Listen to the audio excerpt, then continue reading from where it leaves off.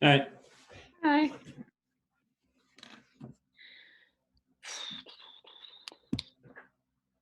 I'll stop talking and you start in a couple of minutes or a minute. I mean, it's just 1 o'clock now, so Sure. in a minute you start.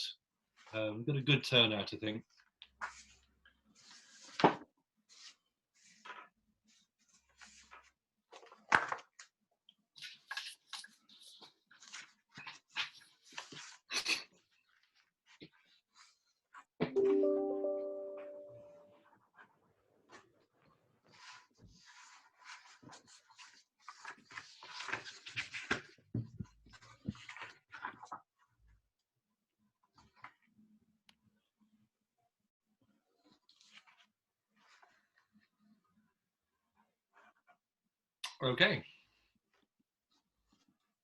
Okay.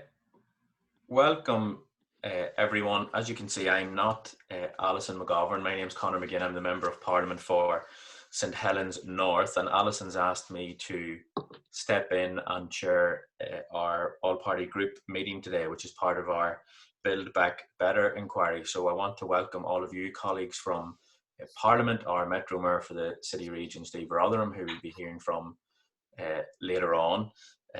We've got a full agenda. We're going to hear from some excellent speakers, and there'll be opportunities for questions. So what I'm going to do is introduce our first two speakers, then we'll have an opportunity for some questions, and then we'll move on to the next part where we'll have further speakers and then an opportunity for questions at the end. And the purpose of this webinar is to scope the challenges and opportunities for green recovery in the Liverpool City region as part of the inquiry that the APPG has been conducting in collaboration with partners, and they're all very welcome here today as well. And of course the city region, and all of the evidence that we are taking as part of these sessions, including today, will be written up by our team of experts into a report which we hope will inform the crucial and critical discussions around the green recovery and how we might utilise that to aid us in the Liverpool City region in terms of our own economic growth and the Metro Mayor, the local authorities and the MP's commitment on this agenda. So we want to keep it as interactive and as informal as we possibly can with the structure that's already been set. So please do ask questions in the chat. I'll try to get to as many of you as possible. So if you'd like to intervene, do let us know through the chat. And if you can mute yourself while others are speaking, that would be helpful just to minimize any background noise. So I'm pleased to introduce our first two speakers, Polly Billington, who's an old and very good friend of mine, and Paul Nowak. Polly is a former special advisor in the Department of Energy and Climate Change. She sits on the advisory board for the Prospering from the Energy Revolution programme of Innovate UK. She's co-chair of the place-based Climate Action Network, and she worked as head of communications and campaigns at Citizens Advice. And Polly is now the director of UK 100. Paul Nowak is a member of the BA's Green Jobs Task Force. He's the Deputy General Secretary of the Trades Union Congress, and he lives on Merseyside, and he is part of the Leading Change programme for senior trade unionists. And so we're delighted to have two excellent speakers. And Polly, I'm pleased to hand over to you first. Thank you very much, Conor. It's a pleasure to be here, and especially in such esteemed company. I'm just going to make a few observations about the situation where it comes to a green recovery, and put what needs to happen in Liverpool and what should happen in Liverpool in a wider context.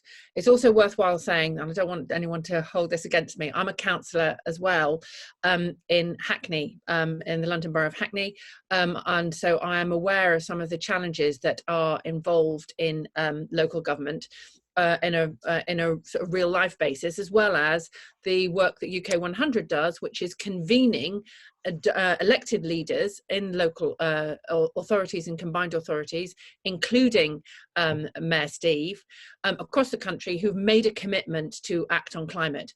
Initially, the commitment that they made back in 2015 was to shift to 100% clean energy by 2050.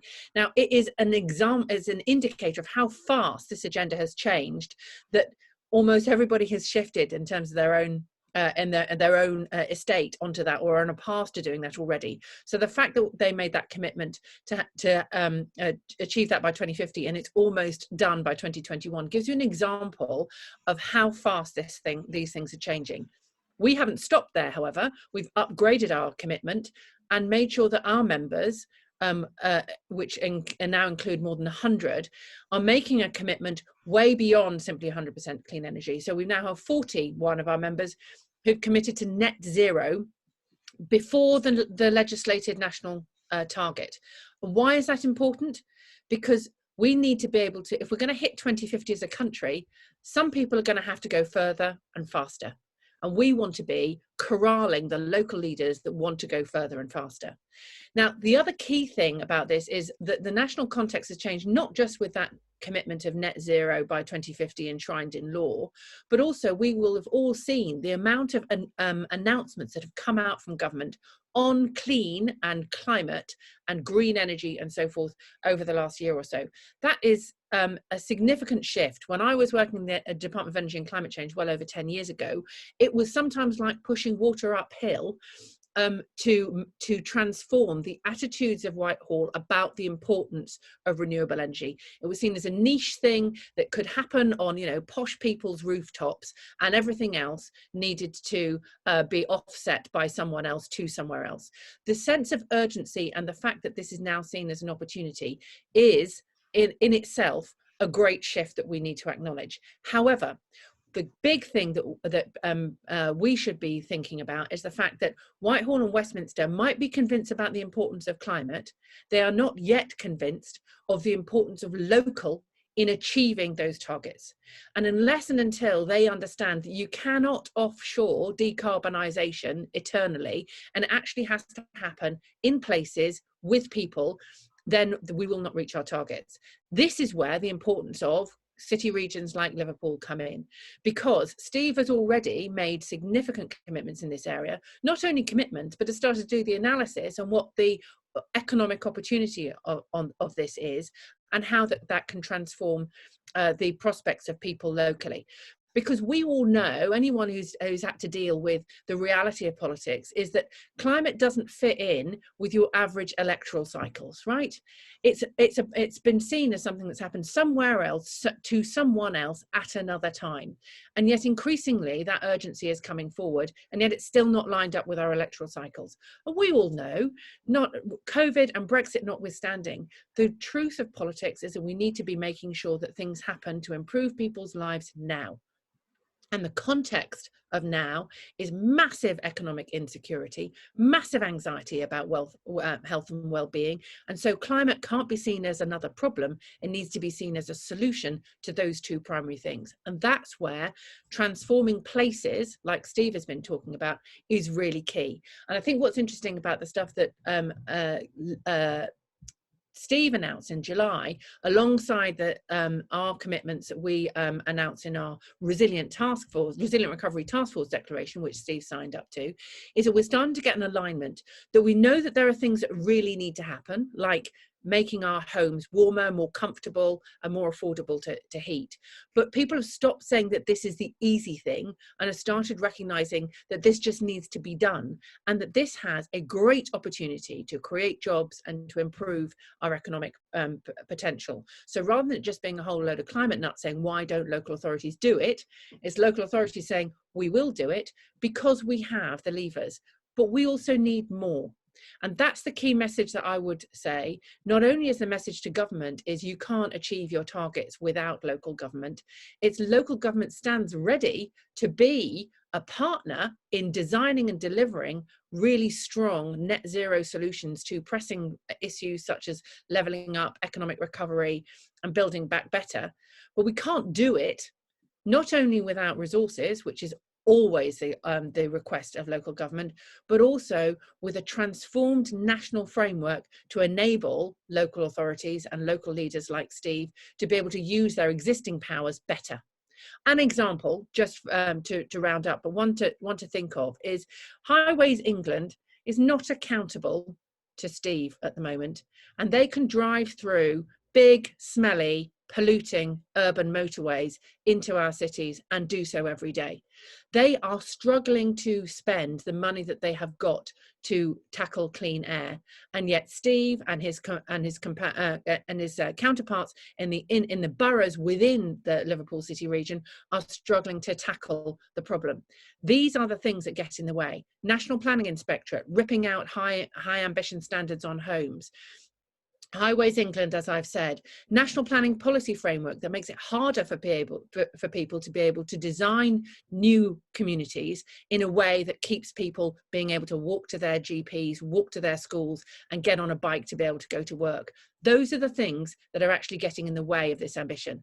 The ambition can be demonstrated by what local authorities and leaders like Steve are doing with their existing powers, but we have to step up and offer a deal to government. You want net zero? Come play with us and see how we can use our powers so much better if you help us change the rules. Thank you, Polly, for that, a very thought-provoking start to the seminar. Paul, over to you, brother. Well, thanks, Colin, and thanks for the opportunity to be part of the discussion. It would have been nice in another time maybe to have had a hometown gig on a Friday afternoon, because it's always given me an excuse to come back from London early. But the fact that I'm doing all my meetings now from a shed in Birkenhead sort of negates that point a little bit. But still nice to be with friends and colleagues from across the city region, even if it is just virtually. I should say this is the second event, I think, in as many weeks that I've spoken on the same panel as Steve Rotherham on the issues around a green recovery, and I think that reflects his commitment and the city region's commitment really to do not only what needs to be done to bring about the green recovery, but also a commitment to work alongside unions to create and sustain good quality jobs and revitalise the economy of the city region. And it's worth making particular reference, I think, to the work that Steve's done alongside Lynn Collins, the TUC's regional secretary, who's also on the call, but also Lynn Morris and Debbie Brannan on the Economic Recovery Panel and the Climate Partnership, as well as all the work I know that's been taken forward in the region around apprenticeships and the Fair Employment Charter. And I think that is, if you like, all of that work is a tangible demonstration of what Steve and the city region are doing to try and build genuine partnerships to drive industrial transformation in and around our city. That work is absolutely vital, because we know the move to net zero, it represents a massive industrial transition.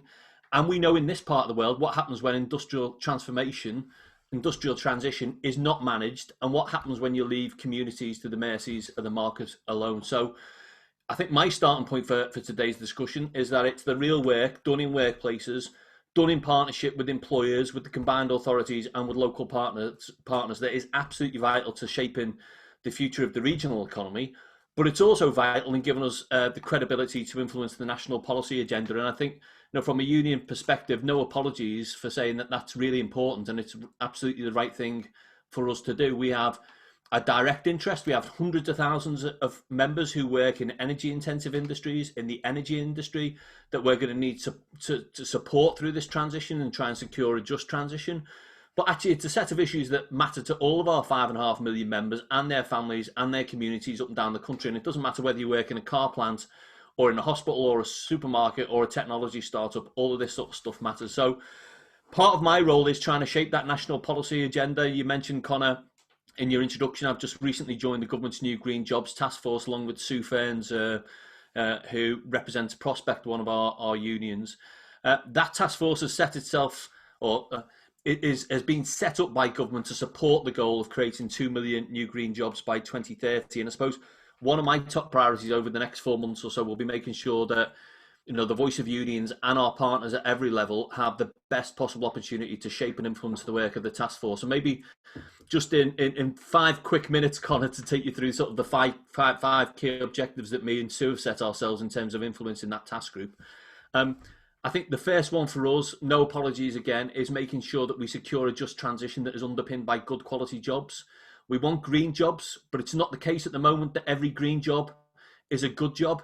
So we'll be making the case that every significant government investment in new green infrastructure needs to demonstrate how to deliver good quality, sustainable employment, how it will take forward that sort of fair employment charter approach that Steve and others have been championing. We want every big significant project to be covered by a sort of London 2012 style framework agreement with unions, so that decent pay, good working conditions, union engagement are the norm. And we also want the government to set out what it's going to do to make sure that every pound of taxpayers' money, every pound of that government investment benefits UK supply chains as well. Second part of that just transition for us is having a skills system that's fit for purpose. We know we need investment in our FE system, which has been chronically underfunded over the last decade, to give people the support that they're going to need to reskill and upskill right throughout the working lives. And maybe just to make a parochial point, but an important one, the government has just taken the decision to withdraw funding for Union Learn. This is union-led projects that support over 200,000 workers a year to access new learning and skills. I think an act of political short-sightedness, if not spite, in the government withdrawing that funding. That's something that they need to revisit, because it's unions working with employers that will support people throughout this sort of skills journey, if you like, throughout their working lives. Third point for us, really important. We want workers to be at the heart of the transition. Just transition is not something that you should be doing to people. It's something we should be engaging people in. And what that means on a practical level is every large employer being required to negotiate with their unions and with their workforce. What does the path towards net zero look like? We want to see sectoral councils that would coordinate transition plans across companies. At a national level, we've called for the government to build on that approach it's taken in the Green Jobs Task Force. Let's have a national recovery council where we're bringing together employers, unions, local authorities, public bodies, skills providers, who will set the government, and I think Polly made an interesting and absolutely correct point about electoral cycles, set government now but into the future on a long-term basis, real searching targets around things like job creation, job quality, skills delivery, diversity, making sure that everybody has access to these new green jobs. Two final points, Connor. Fourth point we made is that we want government to put places at the heart of its approach to net zero and industrial strategy. And I mentioned, a couple of weeks ago, me and Steve spoke at the launch of the TUC's Voice and Place report. And the central argument of that piece of work was that the transition to net zero, we know, is going to look different in different parts of the country. There isn't a one-size-fits-all approach. And the government needs to empower, and as Polly said, needs to give resources to devolved authorities to actually develop approaches that are based on their existing strengths and what are the local opportunities identified by local stakeholders. Final point, Connor, is I think the government is making steps in the right direction, but we really wanted to raise its sights and to be more ambitious. And whatever the sort of positives about some of the initiatives we saw announced at the end of last year, in reality they fall well short of the transformational change that we need to see if we're going to really deliver net zero. I mean, if you compare and contrast the 12 billion announced at the end of last year to take forward the Prime Minister's 10-point plan, the TUC's been calling for £85 billion worth of investment over the next 2 years in everything from high-speed broadband to low-carbon energy, because it's that level of ambition that will allow us to decarbonise our economy, do it in a way that brings people along the journey and also supports communities at a time when we know the economy has taken a total shock in the face of COVID-19. So, I think if I'd finish on that point, that the need for government to be ambitious and to engage as many people as possible, really central to the way that we see things developing over the next few months and years. Paul, thank you for that that tour de force. And not to digress, but can I endorse entirely what you said about the Union Learning Fund? And I know colleagues, some of whom are on here, I see Ian Byrne, I know Mick Whitley, Paula Barker, myself and other Merseyside MPs have raised this issue and will continue to do so, because I think it's a hugely important one, as you've said. I can't see any questions in the chat. Lynn has put the TUC's recent report on Voice and Place in there, which is very helpful and includes a spotlight on the city region. Polly has also put a link in about the asks of government. If you want to ask a question, let me just scroll through. If you stick your hand up and keep your hand up, and I'll try and spot you. Okay, if not, perhaps I can just use my position as chair then to ask Polly. Firstly, I was intrigued by what you said about Highways England and who it's accountable to and where that accountability sits. And I think, taken with what the government is doing around planning. It was just a question about where really you think some of this should sit in terms of the green agenda and green recovery, and how in placing it within a structure that ranges from local government to city region to national government, how you avoid vested interests or local priorities trumping, in a sense, the green agenda and the important decisions that need to be made for the green recovery. Well, I think the key thing is that local people, local authorities and the people who've already built the authority to deliver on that because they've made commitments are being stifled by the fact that there is national frameworks that work against it. So it's all very well having the Committee on Climate Change and some of the select committees and the Climate Assembly saying these things need to be done. If there are big agencies, Ofgem, Highways England, National Planning Inspectorate, National Planning Policy Framework and so forth, which are militating against us being able to achieve those things.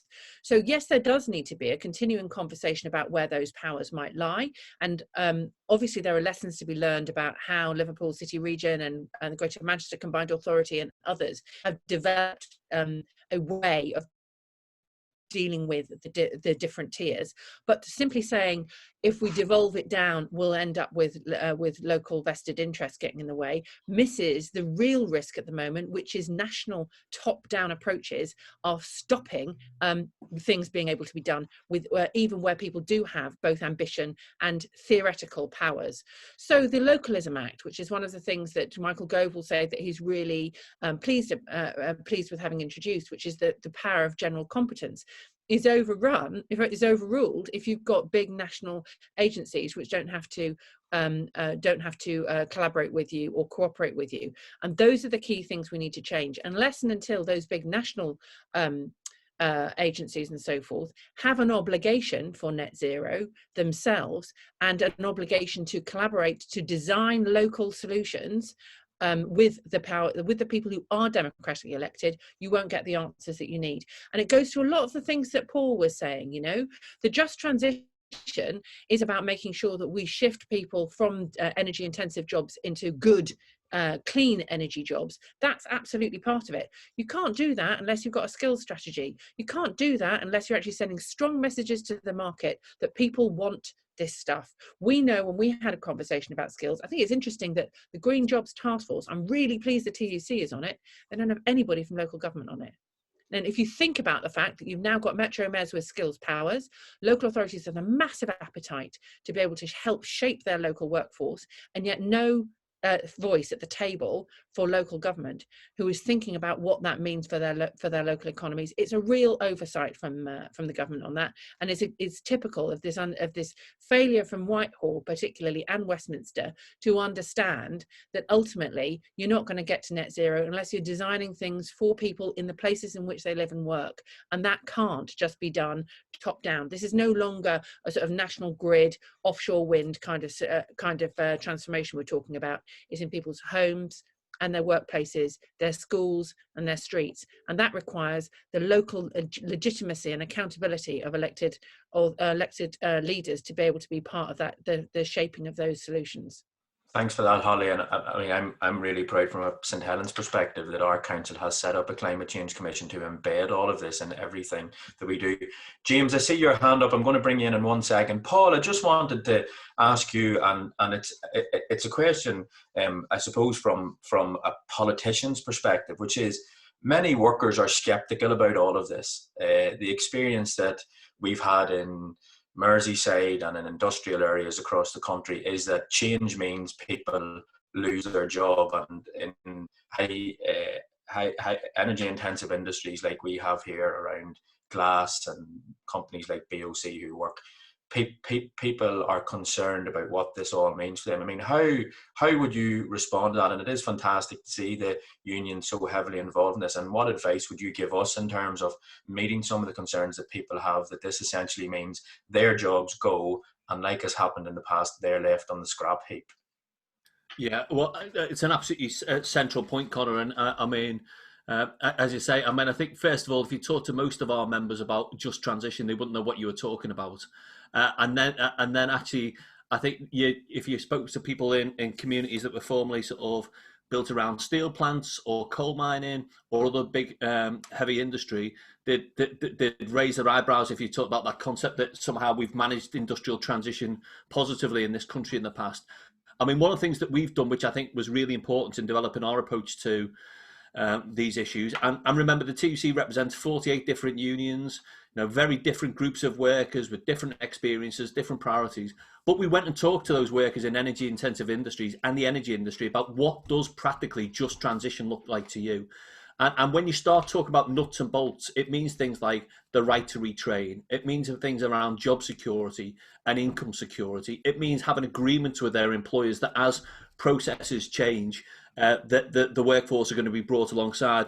I think there's a real read across, isn't it, to some of the things that we've seen in workplaces in terms of the introduction of new technology and digitalisation. And I'm confident actually that where we've got unions in workplaces engaging with employers, we can shape those processes and we can deliver them in a way that gives people that security of employment, that gives them the opportunity to retrain, that gives them the opportunity if they want to move on in the organisation or indeed beyond the organisation, they can. But it is about giving people a sense of agency at every level. So absolutely echo Polly's point about local politicians. I mean, it must be, to be a local councillor, it is such a difficult job, and sometimes it feels like you're faced with a set of issues that you just can't buy. This could be a real opportunity of demonstrating the value of local governments and the difference that the local politicians could make. And likewise in workplaces as well, I want our unions to be engaging with employers and saying, well, what is your plan towards net zero over the next 10 years? What implications does it have for the workforce? How do we shape this in a way that works for the workforce? So, the key thing is about voice all the way through. And I think politicians, sort of making that case there at every table. I mean, it's a bit like the mantra that, sort of informs a lot of the work we do in the trade union movement, but nothing about us without us. I want workers sat around the table, not just in the Green Jobs Task Force, but at a local authority level, at a sectoral level, in any sort of, any forum where decisions are made about work and people's lives, then they need to have their voices at that table. Thanks, Paul. James, do you want to come in? If you want to introduce yourself, James, and put your question to the speakers. Connor, thank you very much, and thank you very much for allowing me an opportunity to address the APPG. I'm James Stevens. I'm Director of Cities for the Home Builders Federation. I've just this moment finished submitting my representations on the Liverpool City Region Spatial Development Strategy, and there's some very positive stuff in there around supporting healthy communities by encouraging more active travel and environmental goals and improving air quality. And a lot of stuff around skills, which we're also very interested in and very supportive of. I just wanted to outline, listening very carefully to what Polly says, and the point about vested interests, and I am a spokesperson here for a particular set of vested interests. I'll be candid with you. The house building industry does recognise the importance of contributing to the government's and your own environmental goals, and we are in the process of setting out an action plan and a roadmap to deliver against 7 of those domain areas that we think are particularly important, not least of which is zero carbon homes, but also in improving the resilience of the natural environment and delivering biodiversity gain. And we're hoping to present that report next month to government. And the reason why I raise that, I suppose, is to push back slightly against Polly's point about the tension between national and local. I take the point that we need to involve people in this, and people have got to be agents. They've got to have greater political control over what happens to them, and I think Paul is absolutely right in that respect. But also, what we do has to be rooted in some realism, and that's why the house building industry is preparing this kind of strategy, this action plan for how we deliver across many of these environmental goals. Because the problem is that if it's driven too much from the local level, it can be unrooted in realism about what is absolutely feasible. And just one example of that is that to be zero carbon ready in terms of new residential buildings from 2025 and to be zero carbon from 2030, we are going to have to really increase the number of skilled people working in construction. There are something like only 3,000 qualified air source heat pump engineers at the moment operating within England. You'd need to increase that to about 30,000 in order to achieve the government's house building targets. So we, the house building industry, do need to do a lot more work with yourselves, Steve and Paul at the TUC, to generate these new green jobs. Otherwise, a lot of these environmental targets might not be achievable. I'm also doing a lot of work around nutrients at the moment, and particularly in the Somerset levels with Natural England. And that is a real obstacle that we have an example here where Natural England has effectively put a moratorium on house building in the Somerset area for local authorities. That's holding up some 11,000 homes. And those are homes that do actually provide jobs for people and provide significant contributions to local and national tax revenues. And to a certain extent, it's possible that Natural England is possibly being a bit too zealous in how it's applying that, and it's holding up housing that people really do need. So I think we, as part of our roadmap towards contributing to environment, we're having to think about how we can help resolve the nutrients issue, which is going to be a growing one in this country. Lastly, I just wanted to pick up on the point that Steve made about the FE sector.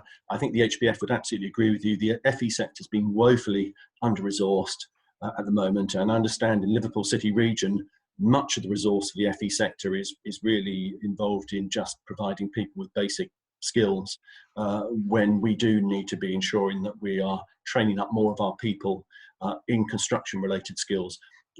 I'm aware of what the Liverpool City Region Combined Authority wants in terms of supporting apprenticeships through new planning applications.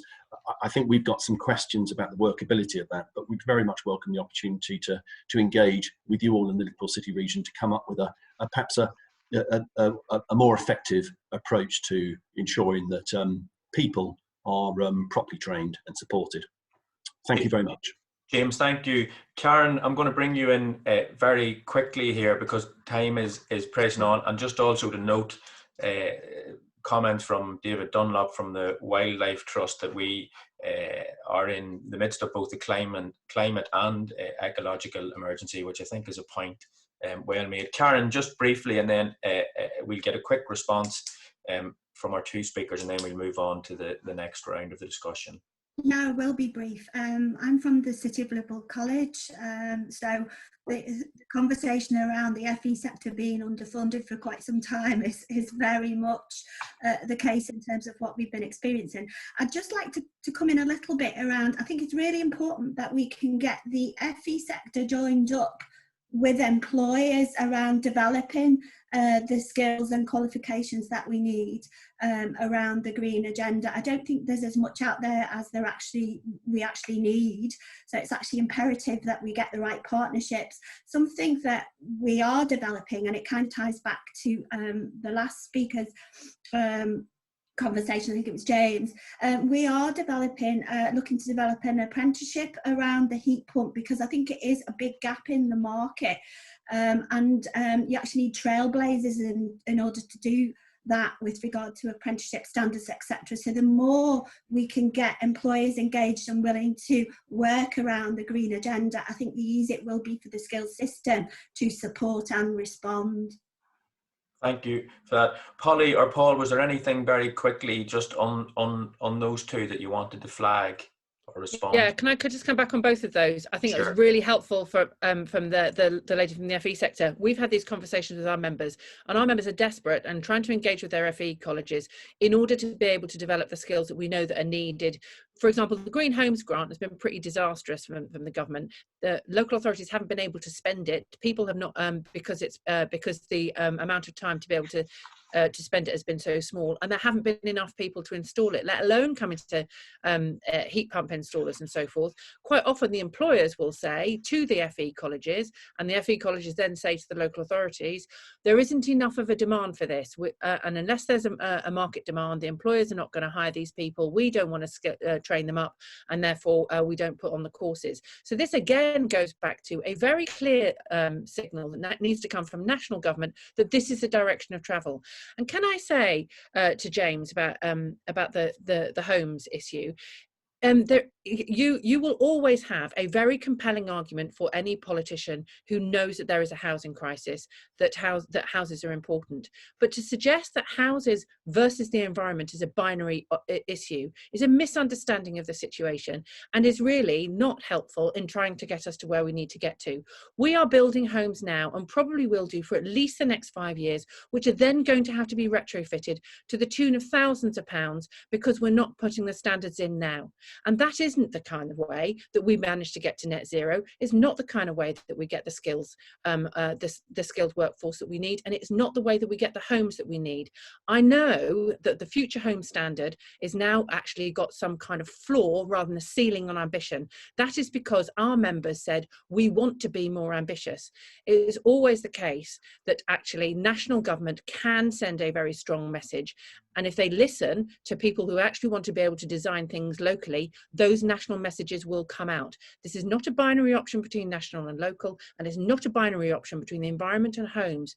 If you talk about building homes into places which are going to be unsafe climate-wise, or are contributing to the climate crisis, that is not a good political decision, regardless of the electoral cycle within which you are working.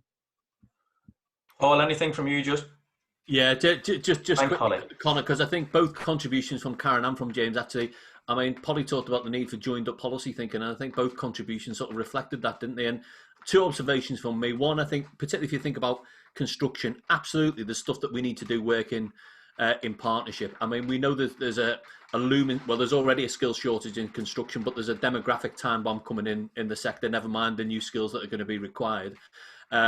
And when you think about apprenticeships, for example, a third of apprentice starts, people don't complete their apprenticeship. We've still got big problems around diversity, about young women, black and ethnic minority people coming forward for apprenticeships. There's lots of positive stuff we can do there.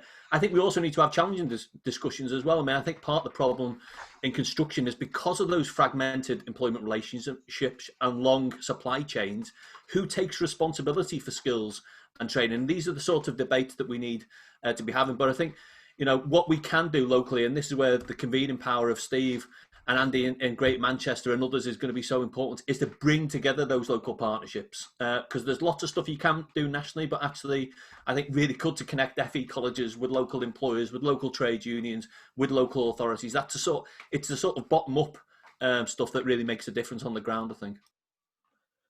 Thanks a lot for that to both of our speakers, and we're going to turn now to build on that conversation about national perspectives to conversations more focused on a northern and a Liverpool City region perspective. And I'm delighted that Sarah Longlands, the director of IPPR North, has joined us, which is their dedicated think tank for the north of England. And Sarah, of course, no stranger to our screens, and it's been great to see her providing an authentic voice in all of these policy debates from a perspective in the north of England, and her expertise on regional and local economic development, place resilience and land use planning are all incredibly helpful to this conversation. It's also lovely when I turn my head when I hear you on the news, Sarah, to hear someone who talks like me on all these matters as well, so I don't feel quite so alone in the north of England, and it's great to have you here. Sarah, go ahead. Thank you very much, Connor, and you'll appreciate, like me, that the north is a state of mind as much as anything else. But thank you for that warm introduction and for the opportunity to come along this afternoon and tell you some thoughts from IPPR North on the topic of green recovery in terms of the challenges and opportunities. As Connor said, IPPR North is a dedicated think tank for the north of England, and we were set up 17 years ago, almost to the day actually, strangely enough, set up in the northeast, really to take the conversation about policy outside of the hallowed circles of Westminster. And recently we've done a huge amount looking at green recovery, and I'm going to come on to talk about two projects in particular, our work on housing decarbonisation and on steel. But I wanted to start by just really congratulating the city region on the Build Back Better recovery plan. One of the first city regions to actually get their recovery plan down on paper and to really, I guess, coin the phrase Build Back Better as well, which now, of course, has been taken up nationally as well. And for us at IPPR North, building back better is about a better future. Our State of the North report published just before Christmas, we argued this future must be a region where everyone has the opportunity to live a good life. But as we also point out, a good life is still sadly unobtainable for many. And that even before the pandemic, the regional inequalities in the UK are amongst the worst in Western Europe. You know, for example, former East Germany has levels of economic prosperity that actually trump parts of the north of England. And the pandemic really threatens to widen that gulf even further. We know, for example, that levels of unemployment in some areas are at their highest level for 25 years. So we just don't need to build back to what we had previously. We need to build differently, and we need to build better now. And in our report, we argue that what is required is a rethink of the assumptions that underpin our efforts to rebalance or level up. For example, the increases in productivity will deliver economic and social benefits to people, or that initiatives such as levelling up or indeed net zero should be led by the centre. And we think that rethink is urgently required. And that if we can do that, that would actually help to unlock some of the solutions to decarbonisation, helping to usher in a green recovery, which is not only good for people, but for our environment in areas like the Liverpool City region. And of course, the North is particularly rich when it comes to a green recovery. We have some of the strongest natural assets in the UK, 88% of all England's peatland, 70% of all England's wetland, and 5 of England's national parks as well. So this is something, when it comes to the gap, if you like, between us and other regions, that we are certainly in the ascendancy. But of course, there are challenges. And recently we've done a couple of pieces of work.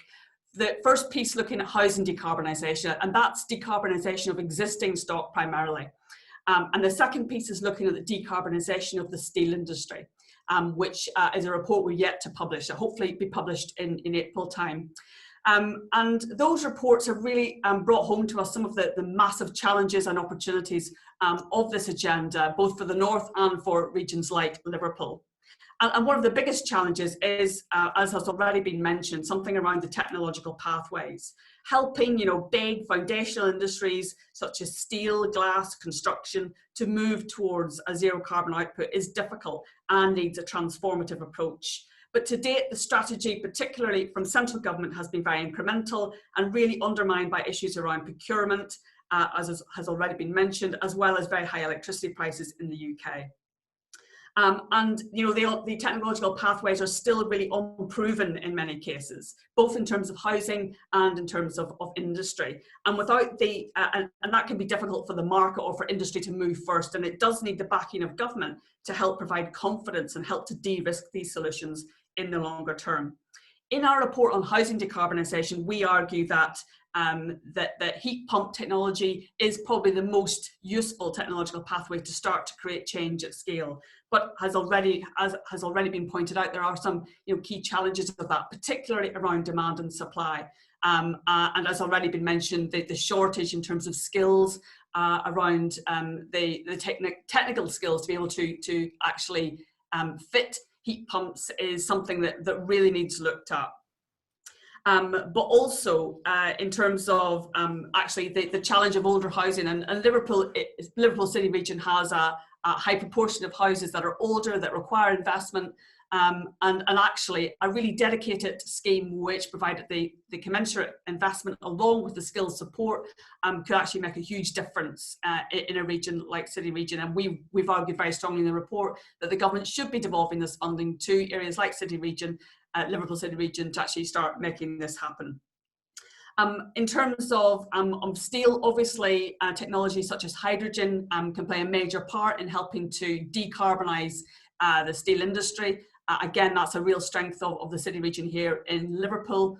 But it does require investment, and it does require really careful work to ensure that the jobs that are created are just as well paid and have the same terms and conditions that workers enjoy at the current time.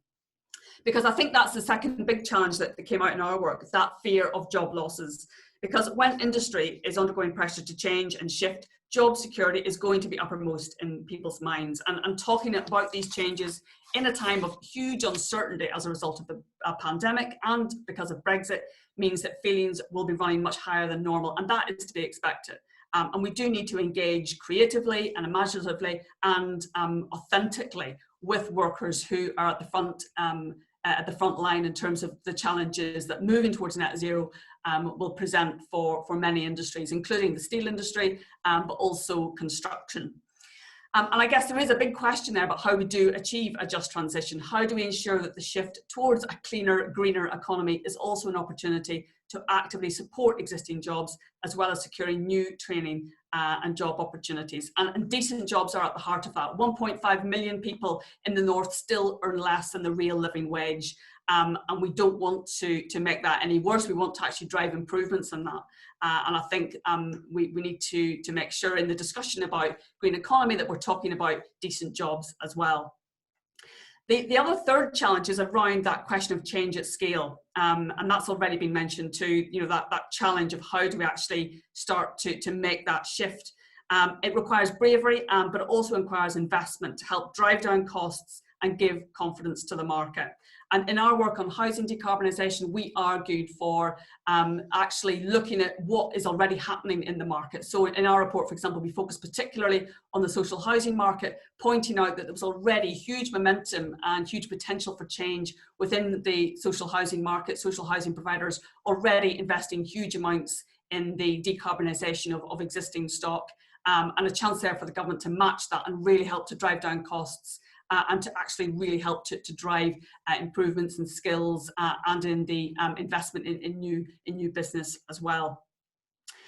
Fourthly, there's a real need to join up. And again, this has already been referenced. So the debate on zero carbon is often a bit of a chicken and egg. The sector to deliver zero carbon is emergent. The businesses aren't quite there yet. The skills aren't quite yet there. Aren't quite yet there yet either, and also the demand from consumers isn't quite there either.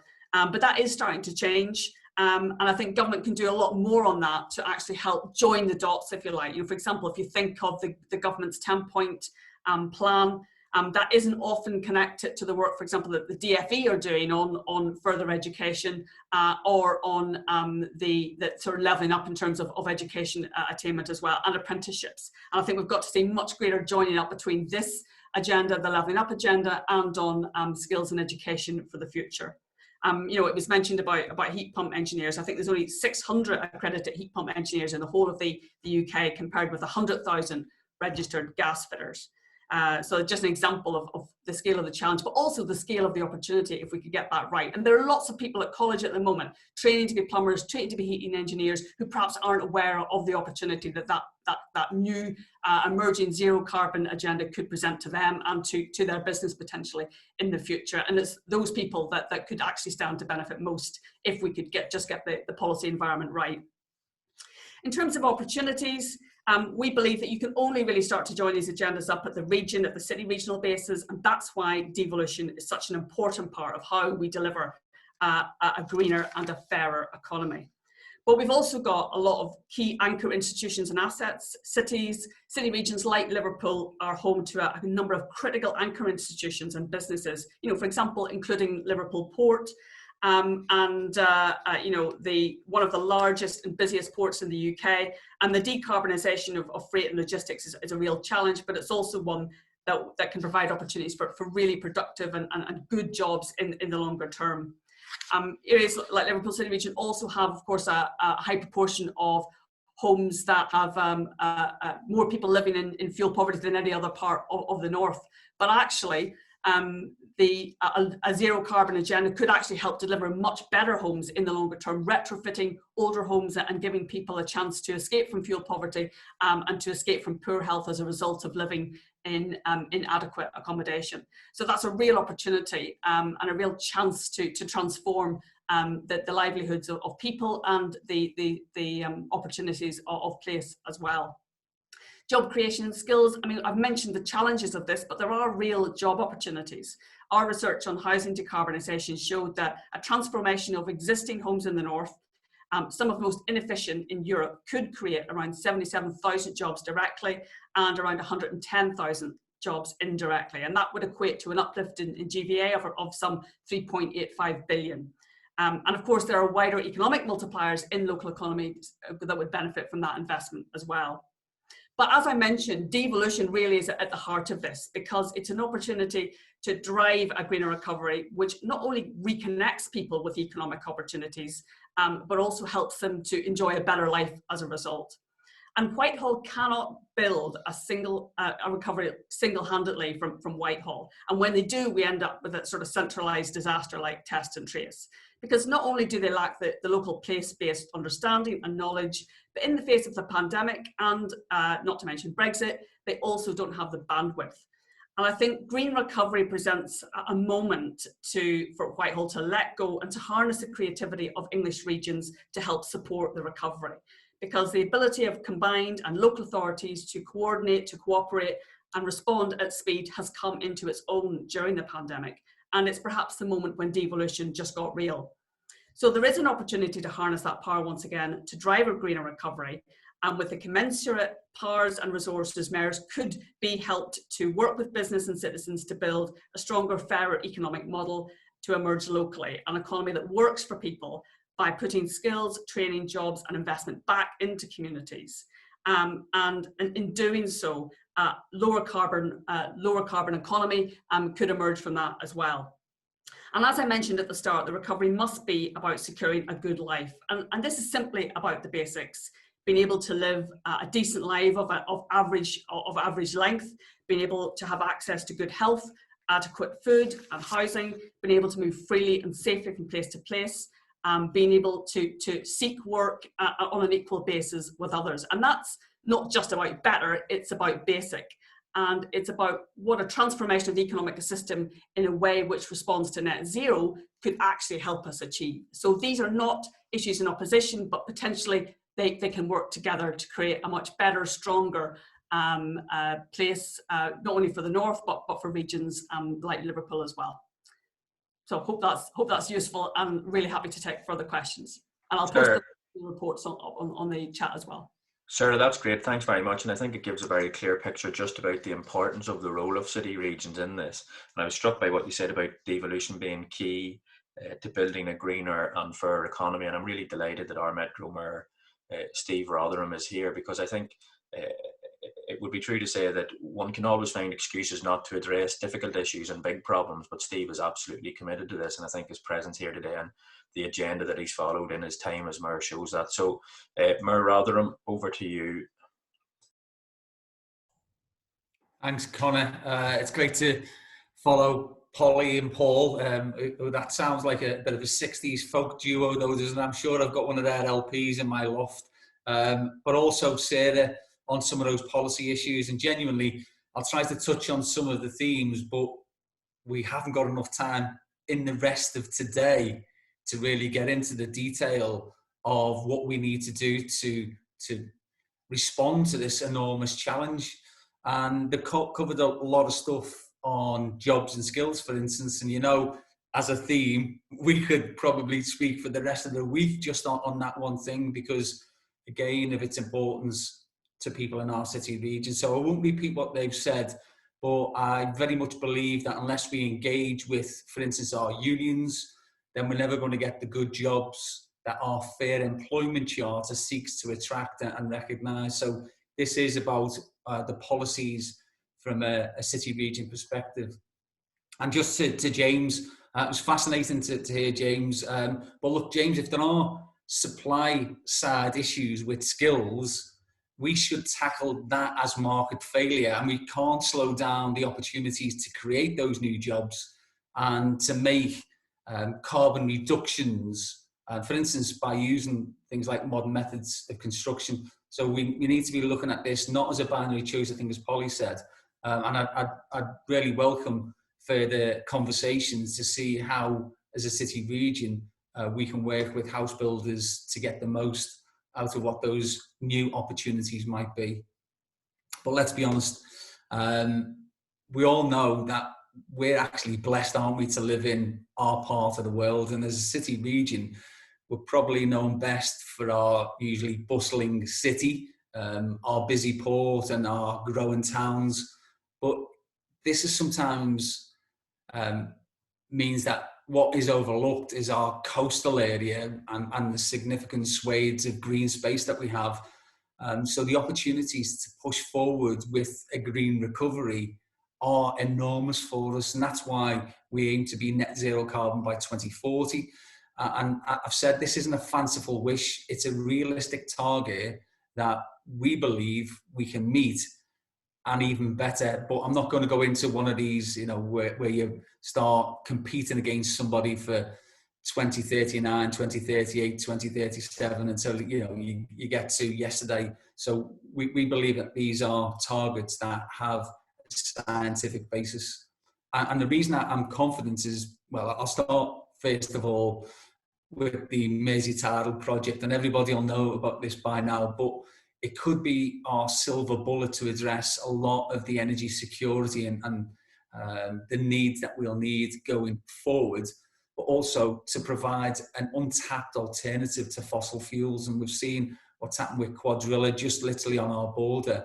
If we don't do something net, then we're going to see some of those alternatives which I'd prefer not to happen in our area. And the Tidal project is a scheme that would last about 120 years, and it has the potential to generate around energy for around 1 million homes. And that would put us ahead of anywhere else in the whole of Europe. And the scheme's progressing well, and it's passed several of those viability stages that you have to go through. But I'm not naive to believe that it's a job that's already done. We need to ensure that the business case does stack up, and it is at the moment. And we're progressing with things like the environmental and ecological studies to ensure that it is as green and environmentally as it possibly can be. Not an easy task, by the way. But in pursuing tidal, we're not taking our eye off other renewable forms, and we aim to, for instance, triple the volume of power generated by wind by 2032. And also we've got plans for hydrogen. Again, the MPs will hopefully know all about this, but it's a key priority for us.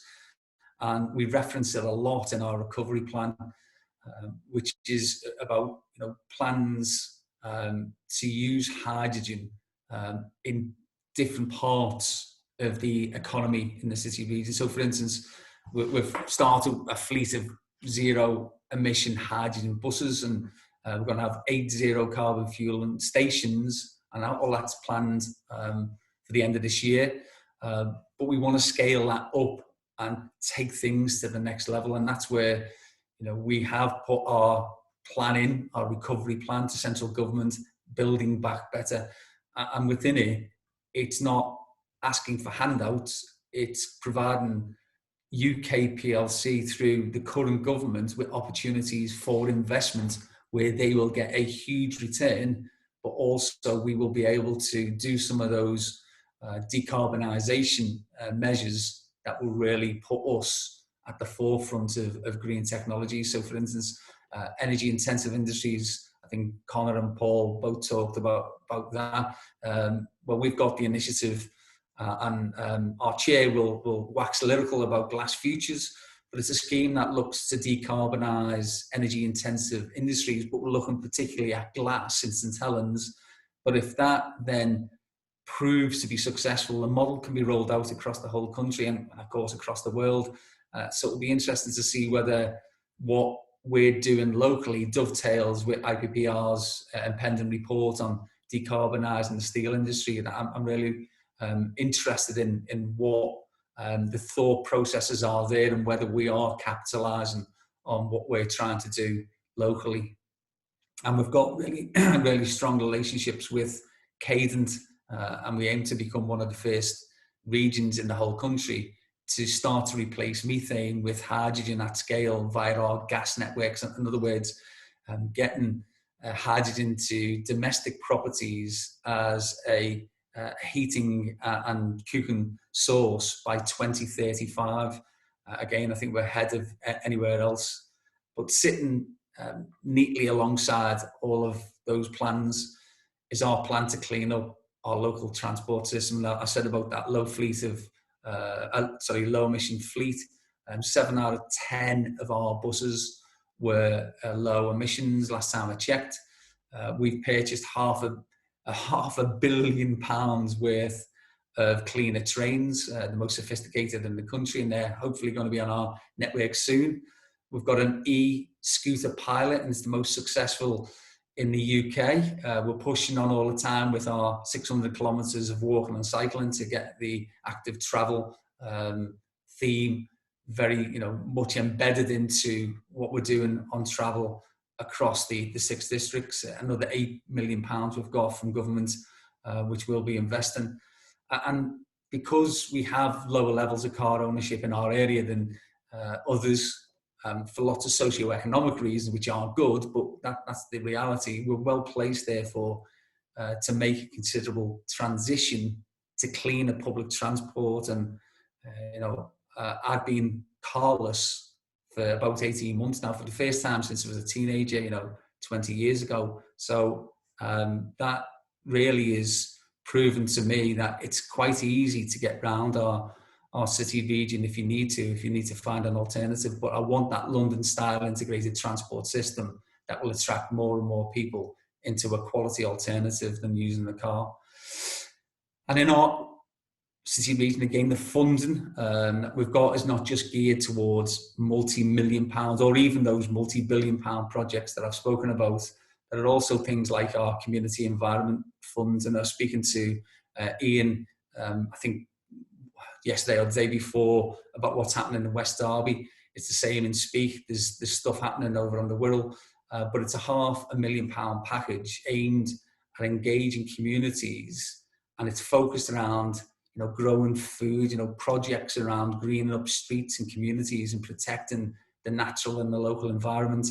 And our city region is using some of its devolved funding to engage at a real, at a micro level, really, trying to get down to it, communities and streets even.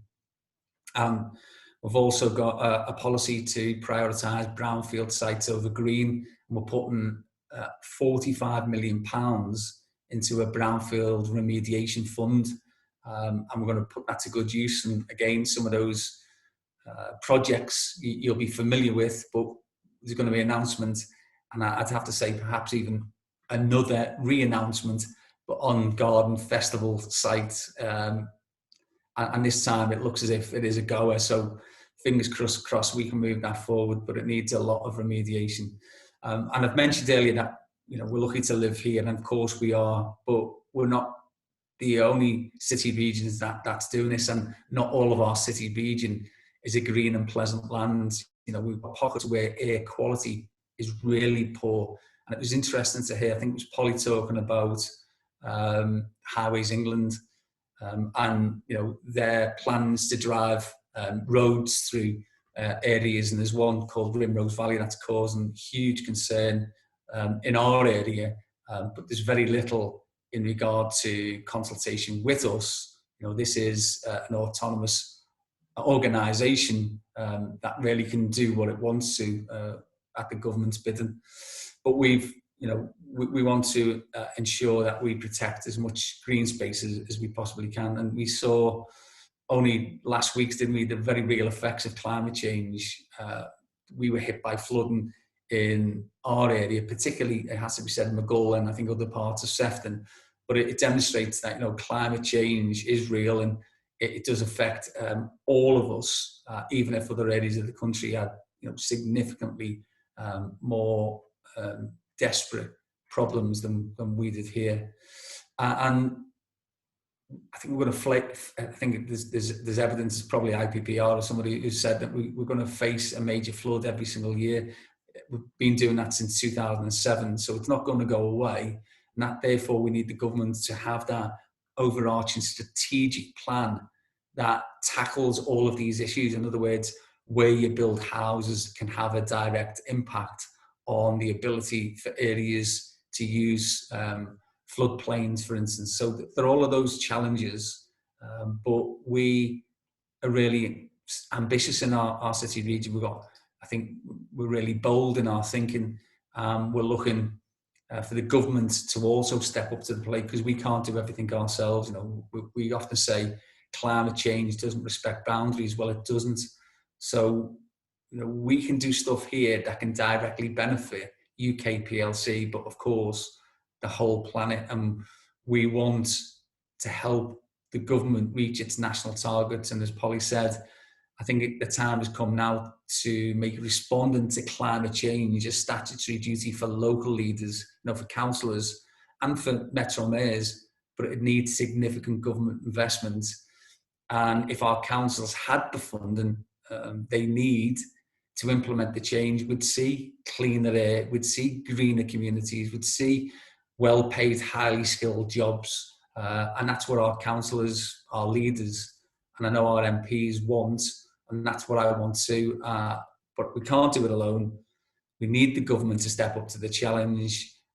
We can play our part here in the city region to deliver a green recovery for our residents. And what better year to do it than when the UK is hosting COP26, and we'll see the Northwest coming together to put a significant proposition to government when we exhibit at COP26 in Glasgow later in the year. And with that, Connor, thanks very much. We haven't even scratched the surface though. Thanks for that, Steve. Hugely appreciated. And on two areas that you mentioned, the first around public transport. I mean, it would be remiss not to say that we want to encourage people onto public transport. We want to create integrated systems, not just in the city region, but across the north. And that's why the government's announcement of the withdrawal of funding for transport for the north was so disappointing. Similarly, the new brownfield cleanup fund that you're introducing had been in place through funding from national government until 2010, and then was phased out, which had a catastrophic impact on towns in our region because of the brownfield land contamination. And so in some respects we're having to start again what was already in place and shouldn't have been removed. Now we're under the cosh a wee bit, but we've time for questions and comments. Emily, I see your hand up there. Emily James. Yes, thank you. I'll try and keep it short in the interest of time. Steve, it was really great to hear you talk so much about public transport. I should say, sorry, I represent Abellio, so we operate 5 rail franchises in the UK, including Merseyrail, and we have a London bus operation as well. Just wondering if you could say a bit more about the challenge that we're going to face to encourage people back onto public transport when the time is right. Clearly, passenger numbers have quite rightly plummeted and people have been discouraged from using the rail and bus networks. But to avoid a car-based recovery, we're going to have to reverse that trend at some point in 2021. What role do you see, obviously, operators like Abellio and Merseyrail, but also national and local politicians having in making sure that people are encouraged to get back onto public transport in due course? Steve, I'll just, if it's okay, Steve, I'll just take another, anybody else. Mary, you have your hand up, and just to draw colleagues' attention to James's comments in the chat, which are well made. Mary, go ahead. You're on mute, Mary. Hopefully I'll get used to this before it finishes. It's good news. We've got the coastal area and we've got Glass Futures.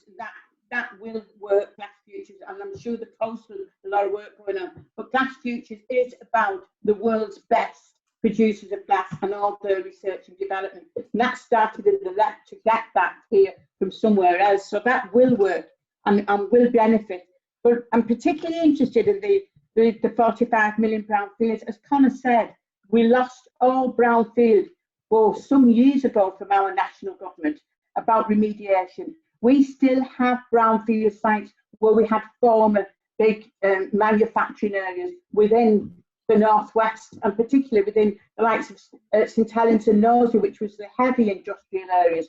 And there's temptations of developers coming along, taking the green field for a little bit of money thrown into something to attract it. And we need to get that in where these former industrial areas are, so that we can develop them for the housing that we so desperately need. And the one thing that I worry about is it's not in my constituency, but certainly within our city region, we have, it's just outside my constituency, but we have car manufacturing here. We have a transmission site in Speak. It's in Knowsley constituency, in Knowsley Borough Council. It's outside my constituency. We've got a transmission site, and Stephen, it's interesting what you said about working with the unions, because the last meeting I had with the unions on that side, they were asking us to campaign against the electric cars. They want to retain the batteries. There was 200 and odd jobs there. 60 were like not working then, and this was before the pandemic. And I wonder what are we doing? What are we doing about reskilling them people for the jobs that will be coming? And that, that really needs doing. It's like looking ahead. We know the electric vehicles are coming more and more. We want them because we don't want the car, but we've got those men there, and they are our men. We've got those men there and really wanting us to campaign against the future. And it's how do we get ahead in there? And the other two MPs are more involved because it's their constituency and that. But and then Derek Twiggs in the Halton and that. But that is it really worried me. And they were actually asking us, what are you doing about this? And we've not made that link. I don't know how. We need to get a grip of it somehow. And I'm not blaming anybody. We need to look to the future about the retraining before the jobs go. Thanks, Mary. Anyone else before I bring Steve in for a response before we... Okay, Steve, go ahead. Thanks, Conor. Just Emily first, just to touch on, how do we attract more passengers back onto public transport when we're over this crazy period that we're living through? And we expect, that possibly, in summer, we might well be seeing the fruits of the vaccine pay dividends, fingers crossed. But it's still going to take, I would have thought, 18 months, maybe even 2 years to return to the numbers that we saw pre-pandemic. And don't forget, we were having issues pre-pandemic with falling passenger numbers on buses right the way across the country. We'd booked some of that trend here. And I was speaking to Alan yesterday from Abellio on these issues because what we want to do is to return as soon as we possibly can to some sort of normality and get people safely back onto public transport. But you don't do it necessarily through fancy campaigns. What you do is provide somebody with a quality alternative, and that's what I was saying about. I got rid of my car, and I thought, I got the train anyway to and from work because it was handy for me. But I'm talking about the small journeys, and actually, you can walk to a lot of your journeys. I used to jump in the car to probably go a mile. And actually, you don't need to, and it's healthier not to do it, and for all the reasons that others like Polly have outlined about air quality and emissions and all of those things. Actually, we don't need to do it, and we can be better for not doing that. But for those longer journeys, for instance, if I get the train into town, it's quicker than a car journey. If I get the bus into town, it's longer on a bus than it would be in a car. So that's why we need a quality alternative. So we're looking at green corridors, for instance, to try and get buses through quicker. We're looking at new technologies on smart lights that recognise. We've got it's called Red Ninja, that a company from Liverpool that did a system for the NHS that allows ambulances to, or allows the lights to recognise ambulance and sequence them so the ambulance can get through quicker. And we can borrow some of that to look at public transport. So that's what we're investing in at this moment in time, things like that. So there are technological solutions to speed that up, but we need quality fleets. And, as I say, these new hydrogen buses, I'm really excited about them because they're like the Al Sharabangs that we used to get on when we were kids. They are really quality stuff. They'll have all the Wi-Fi stuff and everything. They will be attractive to younger people And the more people we can encourage at a younger age to use public transport, they'll stick with it. So we want people to use public transport as an alternative if we can, who are older, but we certainly want the younger age groups to get into the habit of using it. So I think that's how we can do that. It's not helped, by the way, with some of the government policies, but I won't go into how they're disputing the bus operating grants and all that sort of stuff. But on Mary's one, on the brownfield, the money that we've got doesn't go anywhere near to compensate for the money that we've lost. But that's typical of this government. They get rid of stuff, don't they, and then re-announce it, and it looks like it's a new fund, and it's not necessarily even anywhere near the funding that we originally had cut from us. So we just want to see whether we can use it innovatively, perhaps bring back some sites to make them commercially viable for people like house builders to come on and develop. But we want to use brownfield more, because that means that we can discourage the use of greenfield more, and that's what we're trying to achieve. And just on the last one, Mary, I think you need to speak to Paul. Our unions actually are very progressive, and they're saying, during this transition, because there is a phase from where you move away from those old air polluting and dirty technologies to things like electric cars or to battery powered vehicles, then what the unions want to do is work very much with the management, because that upskills and reskills and retains many of those jobs that are currently there. And I think that's the way to go. And if there's anything that we need to do with those convening powers, more than happy to look to see whether, working with our MPs, we can work with our unions as well to try and get people around the table. Well, Paul, lest your name should be taken in vain, I suppose we should let you in just very quickly on that one, before we wrap up. Okay, thanks, Connor. And Mary, I don't know the example that you're referring to, but I would make sort of a couple of quick observations. One, I think that sort of reaction is the reaction you get in the absence of a planned transition to low carbon forms of transport. And I understand workers in that situation who are going to fight tooth and nail for their job and their plans. I can also assure you, though, alongside that, I was at a meeting on Wednesday with Kwasi Kwarteng, the business secretary, with Unite, and they were making the case absolutely forcefully for the government needs a clear strategy around electric vehicles in the UK, including investment in things like battery plants, because that's where the real added value stuff is. That's what you need in order to anchor supply chains. But it goes back to a point I think that was made before by Sarah in terms of joined up policy. What is the strategy for automotive in the UK at the moment? I mean, we're waiting the refreshed industrial strategy, but we've just had an FE white paper published. We've got the 10-point plan. We've got the government talking about the refresh of the industrial strategy over there. None of this stuff is joined up at the moment. It's like, initiatives and announcements from different government departments without anyone really thinking through how do we make the UK an attractive proposition in terms of securing the future for automotive for decades to come. So I think I understand that reaction from groups of workers who are just staring down the barrel of their job and their plans. But I can assure you our unions are also doing work on a strategic level to make the case for the next generation of vehicles as well.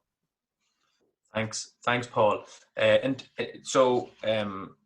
That brings us to the end of what I think has been a really fascinating session. Steve mentioned the Glass Futures project in St Helens, and I think it's illustrative of what we would like to do here in the region on this agenda. What we did was we used the heritage, the proud industrial heritage of St Helens, whether it's glass, chemicals, or coal. And what we said to people was, if we were at the forefront of the last industrial revolution, we can be at the forefront of the green industrial revolution. And so what we want to build here, and we're quite far along the road thanks to the help of Steve and Baze and others, is a global centre for excellence around the production of low carbon glass. Because what we've said to people in our borough and city region is we've done this before and we can do it again. And I think if you are able to weave some of this, which might sometimes seem like quite distant or quite lofty aspirations around targets and around climate and couched in terms that sometimes people don't understand. If we can make it relevant to people's lives and their experience and their sense of place, which I know people have talked about, then I think it's something that brings people on board with it. So we'll take away from this all of the comments, the questions, the presentations that will inform the inquiry and its report. I'm really grateful to all colleagues who've been on. The next meeting of the all-party group is on the 12th of March, Friday the 12th of March. You're lucky, Steve, that Cheltenham Gold Cup is the week after this year, not Friday the 12th. But I do want to thank Steve and Jill from Devo Connect and their team for the incredible work they do. Also, Liverpool City Region Housing Associations, Manufacturing Technology Centre, United Utilities and Scottish Power for enabling the APPG to do the work that it does. Thank you to all of you for attending. Thanks to all of our incredible and fascinating presentations and speakers, particularly to the Metro Mayor for giving up so much of his time. We really appreciate it, Steve. And have a good weekend and keep safe, brothers and sisters. Take care. Thank you, Connor. Cheers.